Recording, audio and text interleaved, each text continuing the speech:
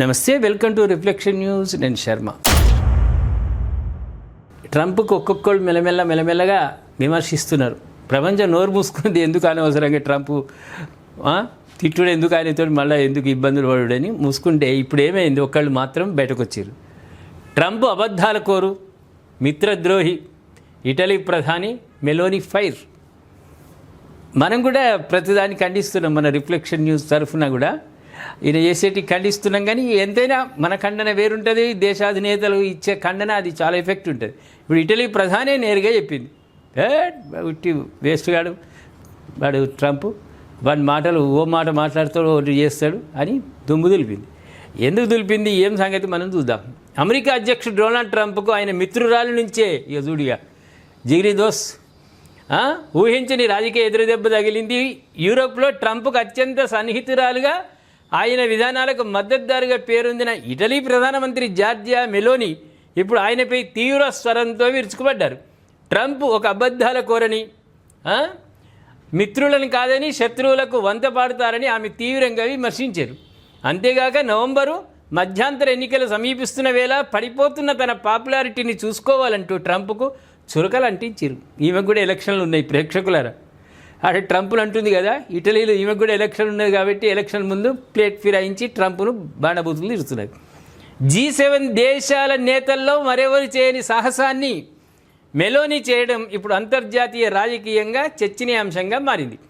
ఇటీవల జరిగిన G7 శిఖరాగ్ర సమావేశం ఎంతో ఉత్సాహభరితంగా ముగిసిందని ట్రంప్ ప్రకటించిన కొద్ది గంటల్లోనే పెళ్లి మంచిగా అయింది అని ఆనందపడుతున్న సమయంలో భరత్ దగ్గర కొట్టుకున్నట్టు. ప్రేక్షకులారా, పెళ్లి మంచిగా అయింది, సవ్యంగా అయింది, ఇంటోళ్ళు వాళ్ళు వీళ్ళు అందరూ ఖుషి అయ్యారు.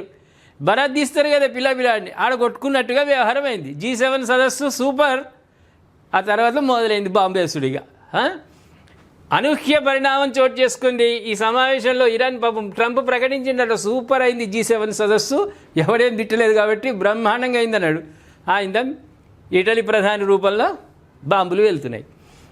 ఈ సమావేశంలో ఇరాన్తో శాంతి ఒప్పందంపై ట్రంప్ తీసుకున్న నిర్ణయంపై పలువురు నేతలు భిన్న అభిప్రాయం వ్యక్తం చేసినా చివరికి అంతా సర్దుకుపోయారు. కానీ సమావేశం ముగిసిన వెంటనే మెలోనీ నేరుగా ట్రంప్ను లక్ష్యంగా చేసుకోవడం అందరినీ ఆశ్చర్యపరిచింది.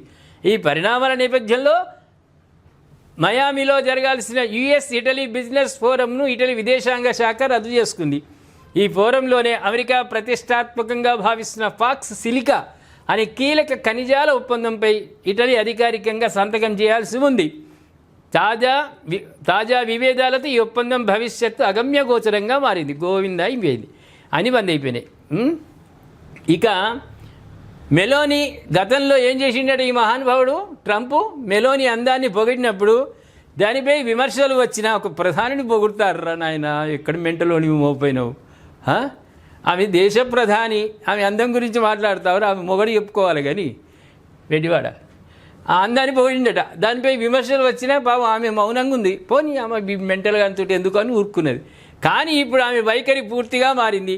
ఫ్రాన్స్ అధ్యక్షుడు ఇమాన్యుయల్ మేక్రాన్, UK ప్రధాని Keir Starmer, Germany chancellor Friedrich Merz వంటి నేతలు ట్రంప్ వివరించిన సర్దుకుపోయే ధోరణినే ప్రదర్శించారు. కానీ మెలోనీ మాత్రం అందుకు భిన్నంగా వ్యవహరించింది.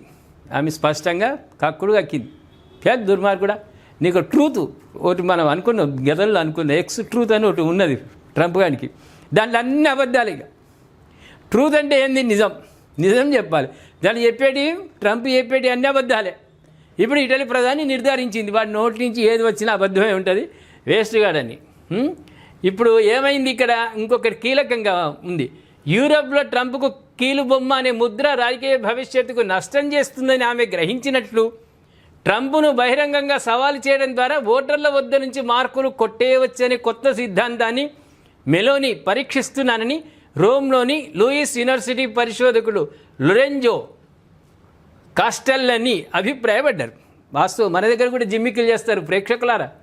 ఎలక్షన్లో ఇంకో ఏడాది ఉన్నదనంగా ఇక వీళ్ళు ఇక చాలా గొప్పగా మాట్లాడుతుంటారు.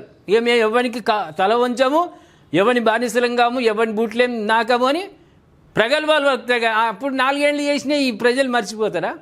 ఈ పులు వాళ్ళు కొడతారు. మీరు చేసినవి 4 ఏళ్లలో ఏం చేసినారు, ఇప్పుడు ఎలక్షన్ల ముందు మీరు మాట్లాడేది ఏందనేది ప్రజలు గ్రహిస్తారు, మీడియా గ్రహిస్తుంది, మీడియా ఆధారాలతోటి బయట పెడుతుంది. అప్పుడు ఏమవుతుంది? పబ్లిక్లో జీరో. ఈమె కూడా, ఈ దొరసాని కూడా అక్కడ యూరోప్లో ఎలక్షన్లు ఉన్నది కాబట్టి ట్రంప్కు బానిసగా మారిందన్న భావన నుంచి పక్కకు పోవడానికి ఈ రూపంలో తిడుతున్నది అని అనుకుంటున్నారు. మరి ప్రజలు ఏమనుకుంటారు? ఇవన్నీ గెలిపిస్తారా, ఇంటికి పంపిస్తారా మమతా బెనర్జీ లాగా? చూద్దాం భవిష్యత్తు ఏమంటారు ప్రేక్షకులారా. మెలోనీ చేసిన సాహసం గురించి దయచేసి కామెంట్ రూపంలో తెలియజేయండి. సబ్స్క్రైబ్ చేసుకోండి, షేర్ చేయండి.